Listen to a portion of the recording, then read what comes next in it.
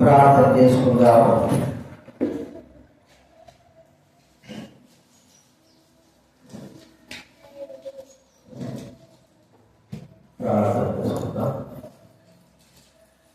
ప్రేమగల తండ్రి, ఘనమైన దేవ, యేసు క్రీస్తు నామమున మీకు కృతజ్ఞతాస్తుతులు చెల్లిస్తా ఉన్నాం ప్రభువా.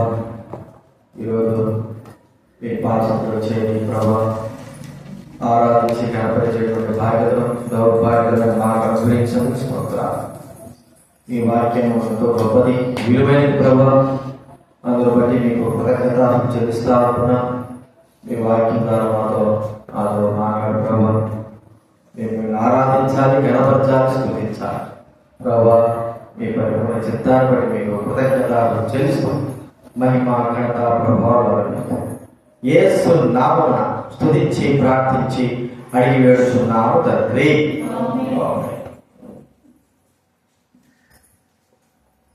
ఆరాధనలో ప్రవేశించే వరకు దేవుని వాక్యంలో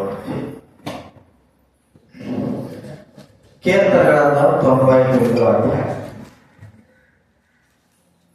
కీర్తన గ్రంథం 99వ అధ్యాయం 3వ వచనం 5వ వచనం అందరం కూడా కాలం చదువుకుందా. కీర్తన గ్రంథం 99వ అధ్యాయము 3వ వచనం 5వ వచనం అందరూ చదువుతాయి. 3వ వచనం 5వ వచనం అందరూ చదువుతారు. కీర్తన గ్రంథం 99 3వ వచనం 5వ వచనం.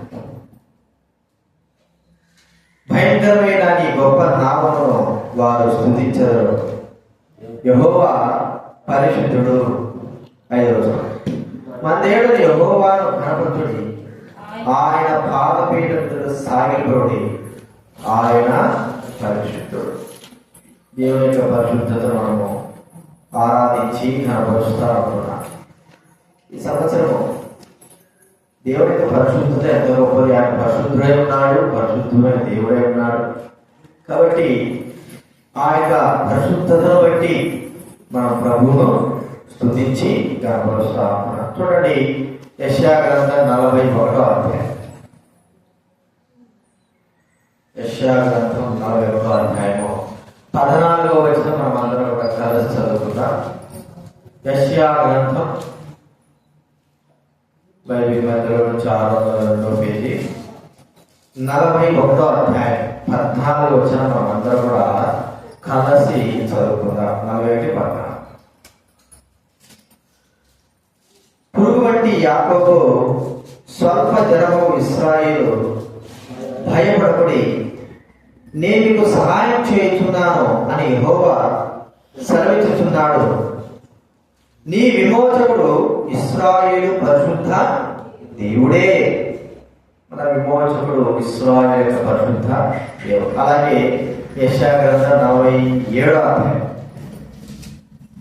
4వ వచనంలో కూడా అదే మాట మనకు చెప్పబడతాం. యెషయా గ్రంథం 47వ అధ్యాయము చూడండి, 4వ వచనం దయచేసి చదువుకుందా.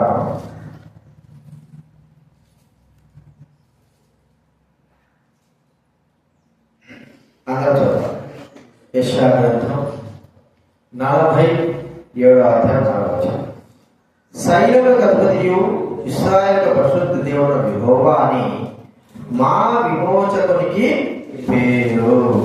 పరిశుద్ధ దేవుడు, సైన్యముల అధిపతి యెహోవా. కాబట్టి ఆయన పరిశుద్ధ దేవుడై ఉన్నాడు. ఆయన పరిశుద్ధతను గత దినాల నుంచి మనము ఆరాధించి గణపరుస్తూనే ఉంటున్నాం, మహిమపరుస్తూనే ఉంటున్నాం. మరి దైవ గ్రంథంలో మనం చూస్తా ఉంటే పరిశుద్ధుడే దేవుడు తన పరిశుద్ధమైన స్థలాన్ని విడిచి వచ్చాడు. మనకు బాగా తెలుసు, ధనవంతుడేవుడి ఆయన దరిద్రుడుగా ఈ లోకంలోకి వచ్చాడు. పరిశుద్ధుడేవుడి ఈ లోకంలోకి వచ్చి ఆయన పాపిగా అంటే చేయబడ్డాడు. మన పాపములను ఆయన పైన వేసుకొని వాళ్ళరా నీతిమంతుడైన దేవుడు ప్రజల వలన దోషిని పిలవబడుతూ వచ్చాడు. పరిశుద్ధుడైన దేవుడు అంత గొప్ప కార్యాలు చేస్తూ వచ్చాడు. ఆ దేవుడు మన మధ్య మనతో ఉండాలనే ఆశ, మనల్ని విడిచిపెట్టడానికి ఆయన ఎంత మాత్రం ఇష్టపడే. ప్రజలైనా మనకు విసుకొస్తే ఒకసారి విడిచిపెట్టేస్తాం, కానీ దేవుడు విడిచిపెట్టని దేవుడు, విడిచిపెట్టేవాడు కాదు, విడిచిపెట్టని దేవుడు. అందుకే అన్నాడు, నేను విడువను ఎడబాయను. విడువను ఎడబాయన మాట మనకు ప్రభు మనతో మాట్లాడు. విడువను ఎడబాయ, ఆయన విడువకుండా ఎడబాయకుండా నడిపించే దేవుడు. కాబట్టి ఆ పరిశుద్ధుడైన దేవుడిని మనం ఆరాధించి గడపరచాలి. కొన్ని విషయాలు మనం చూస్తారంటే మనం చూస్తే చూడండి, ఒక మానది కొన్ని వర్షాలు చదువుకున్న తర్వాత రోమా రాసిన పత్రిక 7వ అధ్యాయం, రోమియోకు రాసిన పత్రిక 7వ అధ్యాయం 18వ వచనం మనం కూడా కలిసి చదువుకుందాం. మనం ఎలాంటి వారిని అనేది ఒకసారి మనం గుర్తిస్తామంటే, రోమా రాసిన పత్రిక 7వ అధ్యాయం 18వ వచనం మనం అందరం కూడా కలిసి చదువుకున్నాం. 7:18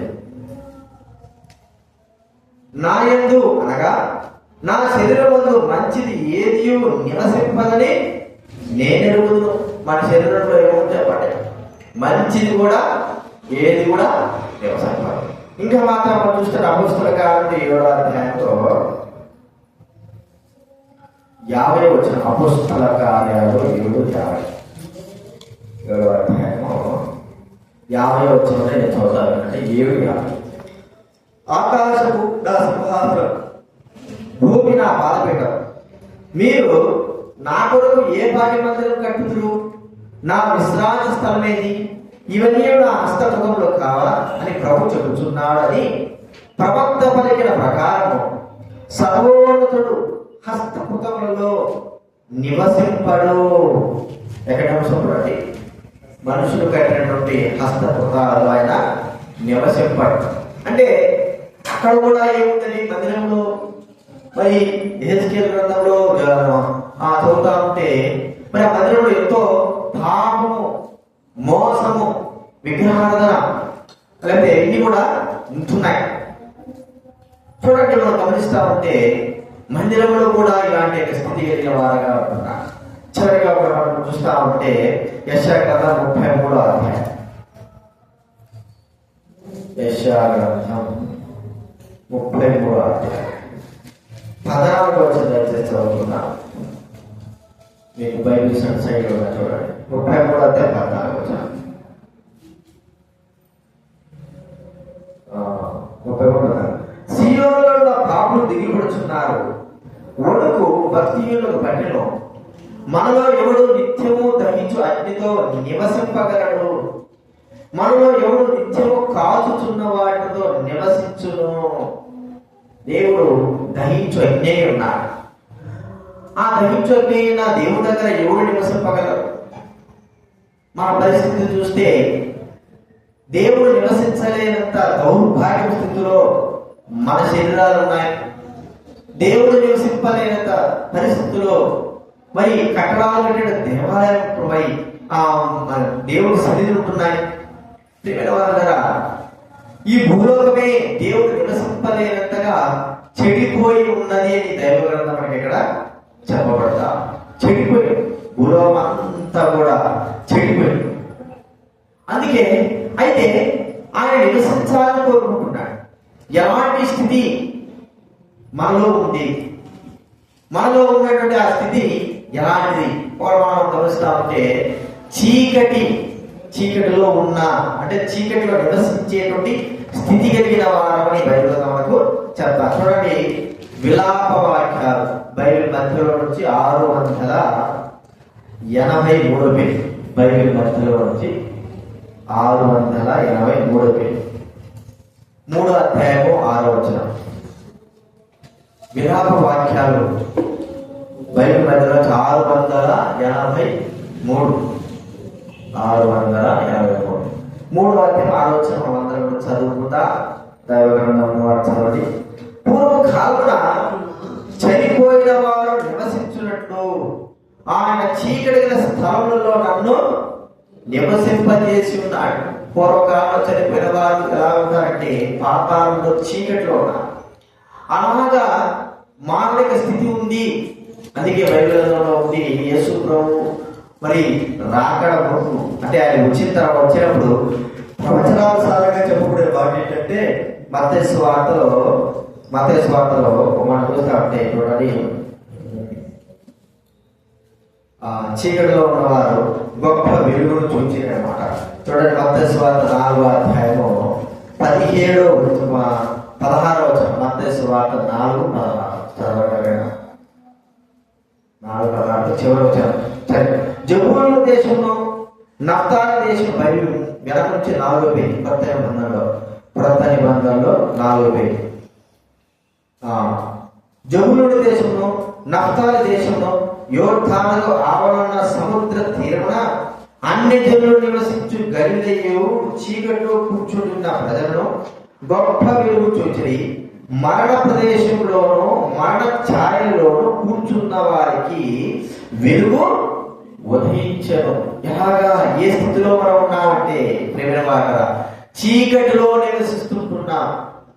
చీకటిలో ఈ చీకటి మరణపు స్థితి, దీంట్లో నివసించే వారమైన మన విషయమై ప్రభువైన దేవుని యొక్క ప్రేమ, ఆ పరిశుద్ధుడైన దేవుడు ఎంతటి ప్రేమ కలిగిన వాడు. చీకటిలో నివసిస్తుంటున్నామని దైవగ్రంథం మనకు బహు స్పష్టంగా చదివిస్తామని.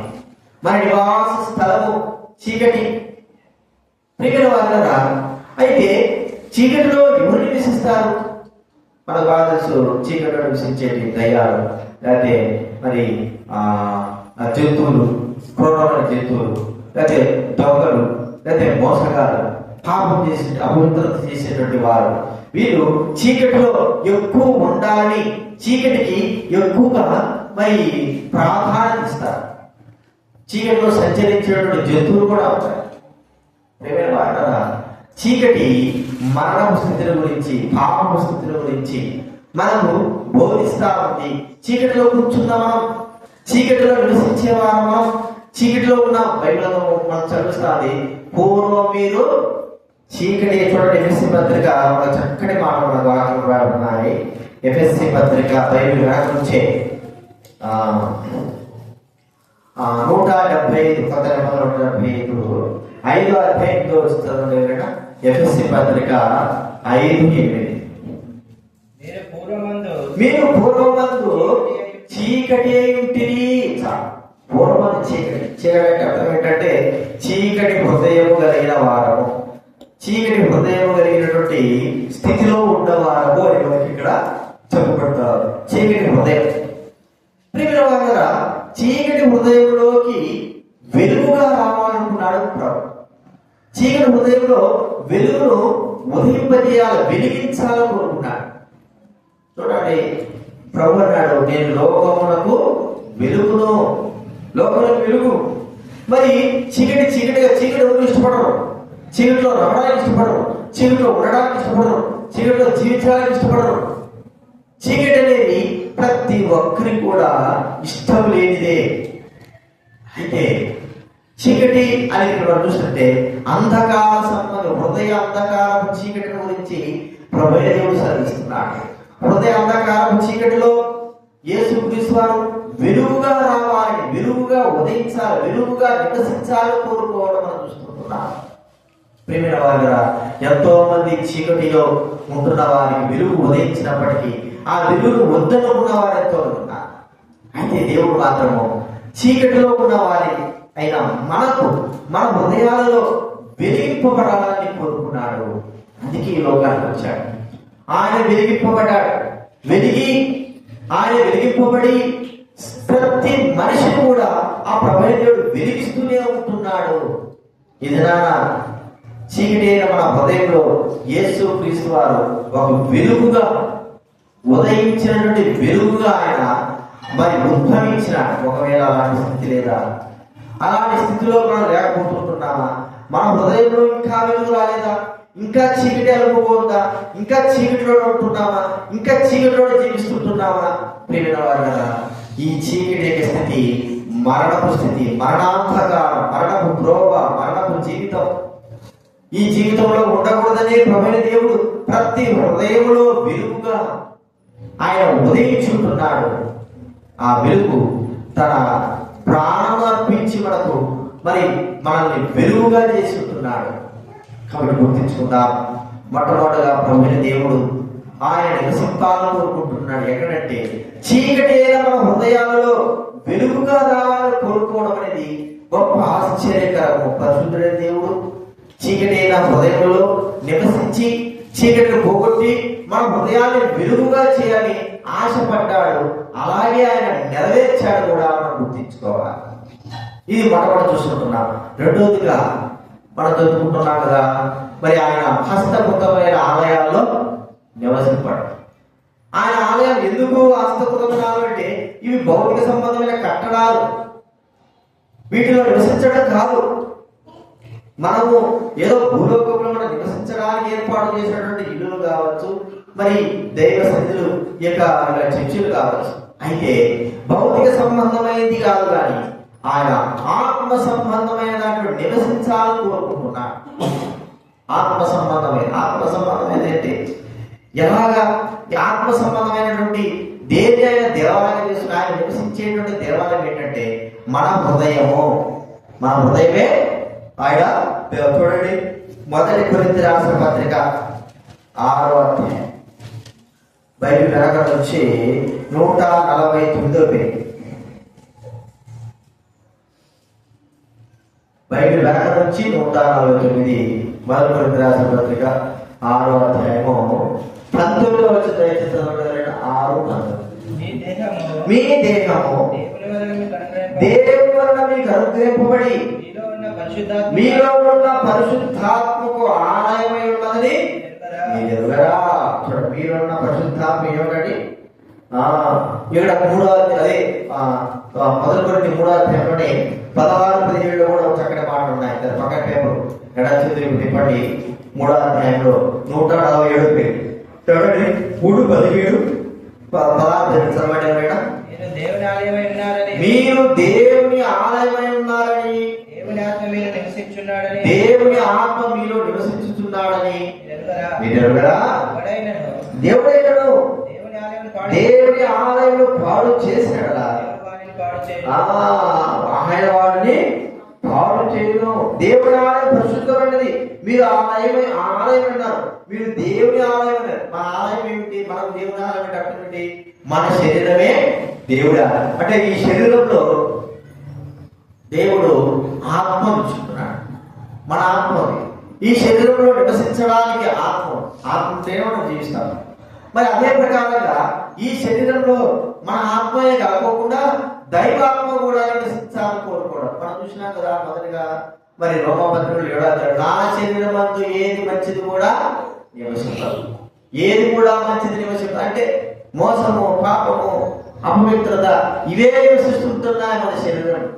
మరి దేవుని యొక్క పరిశుద్ధత ఎలాగ నివసించగలదు? ఆ పరిశుద్ధత మానవ హృదయంలో, మానవుడి శరీరంలో ఎలా ఉండగలదు?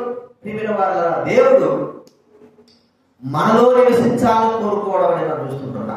చూడండి, ఒక మాటది, మరి ఆకాశ మహాకాశాలు పట్టజాల దేవుడు మన హృదయాల్లో నివసించాలని కోరడం ఎంతో గొప్పది. యెషయా గ్రంథం 66వ అధ్యాయం చూడండి. యెషయా గ్రంథం 66వ అధ్యాయం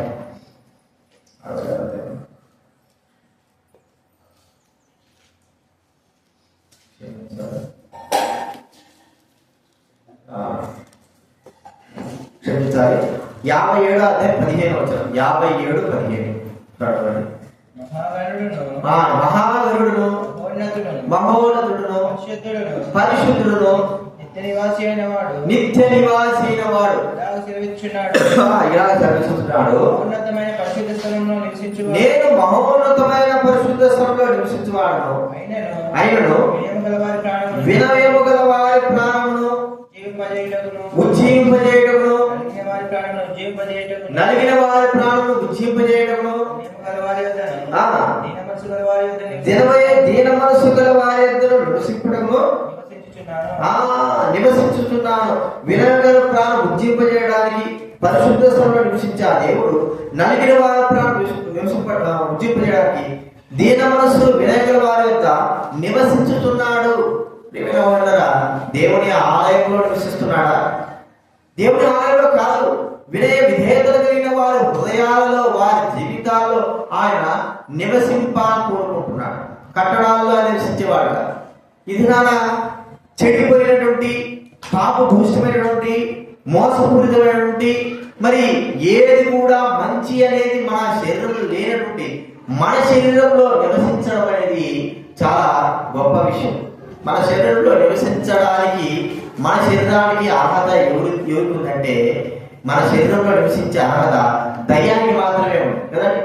ఎందుకు? మన శరీరము అంత దౌర్భాగ్యమైన, అంత పాపభూషితమైన, పాపంతో నిండి ఉన్నది.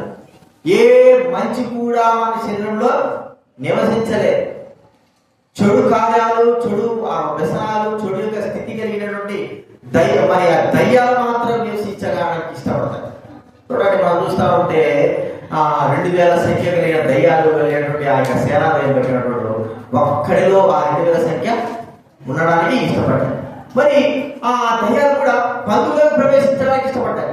పందులైతే మాలవద్దు అని పోయి ఊపిరితిరక్క సముద్రం పడి చచ్చిపోయారు. చూడండి ప్రియమైన వాళ్ళని మనం ఒకసారి ఆలోచిస్తే దేవుడి యొక్క ఆత్మ, దేవుడి యొక్క దేవుడు నివసించేటువంటి స్థలము, ఎన్నుకోదగినటువంటి స్థలం ఏంటంటే మన శరీరములో, మనలో నివసించాలని కోరుకోవడం. మన శరీరము ఎలాంటిదో మనకు తెలుసు. దేవాలయంలో మరి ఆ బంగారు దేవాలయంలో కట్టబడిన సొలొమోను దేవాలయంలో నివసించాలని కోరుకోలేదా? దాని తర్వాత ఎన్నో దేవాలయాలు కట్టబడ్డాయి, ఎన్నో మందిరాలు ఏర్పరచబడ్డాయి. కానీ వాటిలో కాకోకుండా ప్రభు యొక్క ఆశ, ఆకాంక్ష ఏంటంటే హృదయము అనేటువంటి దేవాలయం, శరీరం అనేటువంటి దేవాలయంలో నివసించాలని ప్రభువు కోరుకున్నాడు. ఇక్కడికి రావాలని కోరుకున్నాడు. ఇది ఎంత ఆశ్చర్యం అండి! ఇది మన హృదయంలో, మన శరీరంలో ప్రభువు ఉన్నాడంటే మనం ఎంతో ధన్యులమి. ప్రభువు నివసిస్తున్నాడంటే మన శరీరం ఎంతో ధన్యమైంది. దేవుడు తన ఆలయముగా మన శరీరాన్ని ఏర్పరచుకోవడం, తాను నివసించడానికి ఏర్పాటు చేసుకున్నటువంటి స్థలముగా ఉండడం అనేది మనం చూస్తామన్నా. ఇది ఎంతో ధన్యకరమైంది. లోకంలో లేని వారికి ధన్యత. ఆయన బిడ్డలమైన మనకు మన శరీరంలో నివసించేటువంటి బాధ్యత దేవుడు అనుగ్రహించాడు. ఆయన ఇష్టపడ్డాడు. చూడండి, ఎంతో మంది ఆ దినాల్లో పరిశీలు కానీ, శాస్త్రులు కానీ, గొప్ప గొప్ప వారు ఉన్నారు, రాళ్ళు ఉన్నారు. అయితే దేవుడు ఎవరింటికి వెళ్ళడానికి ఆయన ఇష్టపడలేదు. చెడిపోయినటువంటి ఆయన జక్క ఇంటికి వెళ్ళడానికి ఇష్టపడ్డాడు. మరియ మాత అతి బీదలైనటువంటి వారింటికి వెళ్ళడానికి ఇష్టపడ్డాడు. కుష్ఠువాడైనటువంటి కురేలు సీమోనింటికి వెళ్ళడానికి ఇష్టపడ్డాడు. చనిపోయి దుఃఖంలో ఉన్న వారి ఇంటికి వెళ్ళడానికి ఇష్టపడ్డాడు. ఆ ఇంటిలో ఎంతో మంది గొప్ప గొప్ప భవనాలు ఉన్నాయి కదా, అంతఃపురాలు ఉన్నాయి కదా, మరి వాటిలో ప్రవేశించడానికి ఆయన ఇష్టపడ్డాడు. అదే రీతిలో ఈ లోకంలో కూడా చెడిపోయినటువంటి మానవుని యొక్క శరీరంలో, మానవునిలో జీవించడానికి ఇష్టపడ్డాడు. ఈ చెడిపోయిన శరీరము ఎలా బాగు చేశాడో మనకు తెలుసు. తన ప్రాణమును పిచ్చి, తన రక్తమును దాచి, ఆ రక్తం చేత మన యొక్క శరీర పాపములన్నింటిని కూడా పవిత్రపరిచి, శుభ్రంగా చేసి, పవిత్రపరిచి, ఆయన నివసించడానికి యోగ్యమైనటువంటి శరీరముగా చేసుకుని మనలో నివసిస్తున్నాడు ప్రభువైన దేవుడు. ఇది గొప్ప బాధ్యత. ఇది అలాంటి బాధ్యత మనకుందా? చాలా మందికి మనలో నివసిస్తున్నాడు దేవుడు బాధ్యత కోల్పోయిన వారుగా ఉంటున్నారు. దేవుడు మనలో నివసించడం ఎంత గొప్ప కార్యం!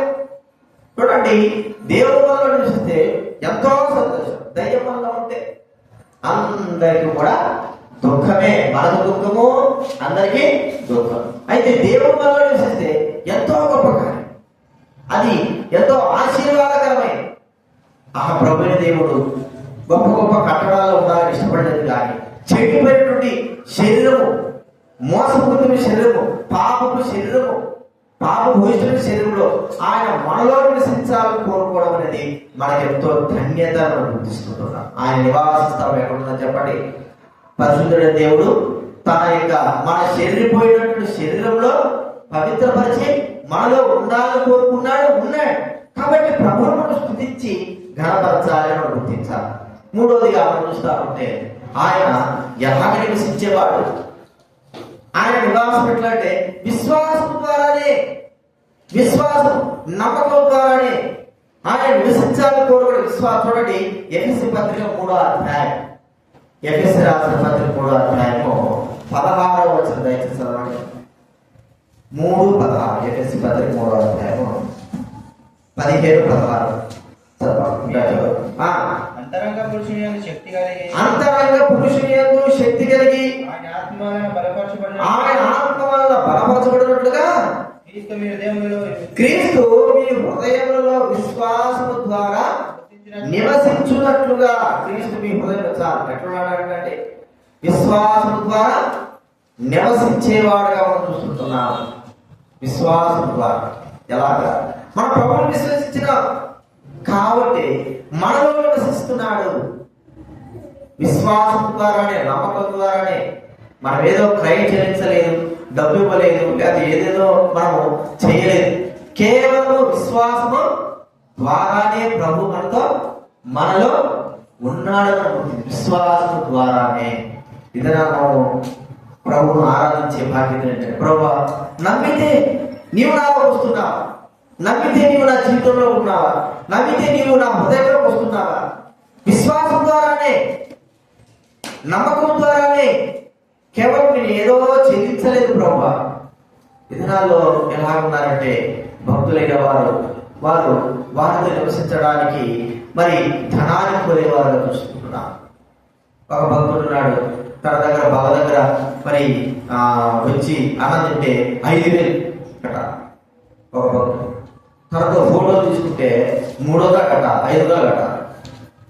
అంత సెలబ్రిటీ, అంత గొప్పగా. అంటే ప్రతిదీ దగ్గర ఆడుకుంటే 300, లేకపోతే దగ్గరికి వెళ్ళి ఫోటో తీసుకుంటే 500, అతనితో పాటు భోజనం కూర్చుంటే 5,000. మనతో పాటు ఆ ప్రభుని దేవుని యొక్క నమ్మకం, మన నమ్మకం ఏమిటి? మనతో నివసిస్తున్నాడు. మనమేమో డబ్బు ఇంత గొప్ప దేవుడు మనతో ఉండాలంటే మనలో ఉన్న అర్హత ఏమిటి? లోకంలో అర్హతనే చూస్తుంటున్నారు మానవుడు. ప్రభుని దేవుడు నమ్మితే చాలని నీతో ఉంటాడు. నమ్మకం, నువ్వు నమ్ము, నేను నీ హృదయంలో ఉంటాను, నీ జీవితంలోకి వస్తాను, నీతో నేను సదాకాలం జీవిస్తాను. నమ్మితే. ఎందుకంటే దేవుడు సజీవుడై ఉన్నాడు, మృతుడు కాలేదా, సజీవుడు, ఎల్లప్పుడూ నివసించేవాడు, జీవించేవాడు, సర్వత్రయామి, సమస్తమున్నవాడు, మన హృదయములలో కూడా ఉండడానికి ఇష్టపడేవాడు. కాబట్టి మనం గుర్తించుకుంటే విశ్వాసం ద్వారానే మనలో జీవిస్తున్నాడు అని మనం ఒకసారి గుర్తించుకోవాలి. చివరిగా మనం చూస్తామంటే ఆయన నివసించాలి, ఆయన మనతో నివసించాలని కోరుకోవడమే కాదు, కానీ మనం కూడా ఎల్లప్పుడూ ఆయనతో నివసించాలనే ఆశ ఆకాంక్ష కలిగిన వాడుగా ఉంటున్నాడు. మనం ఎక్కడ, ఆ ప్రభుని దేవుడు ఎక్కడ, మన స్థితి ఎక్కడ, ఆయన ఎక్కడ? మనము దేనికి పనికిన అధోగతిలో ఉండవలసిన వారు. అయితే తనతో పాటు నివసించేటువంటి బాధ్యత మనకి ఇస్తున్నాడంటే ఎంతో గొప్పదండి. చూడండి, యోహాను సువార్త 14వ అధ్యాయం మొదటి 2 వచనాలు చదవండి, 2-3 వచనాలు. యోహాను సువార్త బైబిల్ వెనక నుంచి 95 పేజీ చదవండి, 95 పేజీ బైబిల్ వెనక నుంచి 95. యోహాను సువార్త 14వ అధ్యాయం 2వ వచనం 3వ వచనం చదవండి. నా తండ్రి అనేక నివాసములు కలవు, లేని యెడల మీతో చెబుదును, మీకు స్థలము సిద్ధపరచుచున్నాను. నేను వెళ్ళి మీకు స్థలం సిద్ధపరిచినడలా నేనుండు స్థలంలో మీరు ఉండులాగున మరలా వచ్చి నా యొద్ద నుండుటకు మిమ్మును ఎక్కడ నివసిస్తాడంటే ఎక్కడ ఉంచుతాడట? నా తండ్రి యొద్ద అనేక నివాసాలు, దేవుడి దగ్గర నివసించేటువంటి ఆ నివాసాలు అనేకమైన నివాసాలు. కాబట్టి మనం చూస్తామంటే ఆ ప్రకటన చూస్తామంటే ఆ ప్రభువైన దేవుడు మనం నిత్యము ఆయనతో నివాసము చేయాలి. 20వ చివరి పేపర్ లాస్ట్ పేపర్ ఇంకోటి ప్రకటన 20వ అధ్యాయం 3వ లాస్ట్ పేపర్ 241 20వ అధ్యాయం ప్రకటన 23వ వచనం. అప్పుడు ఇదిగో దేవుని నివాసము మనుషులతో కూడా ఉన్నది,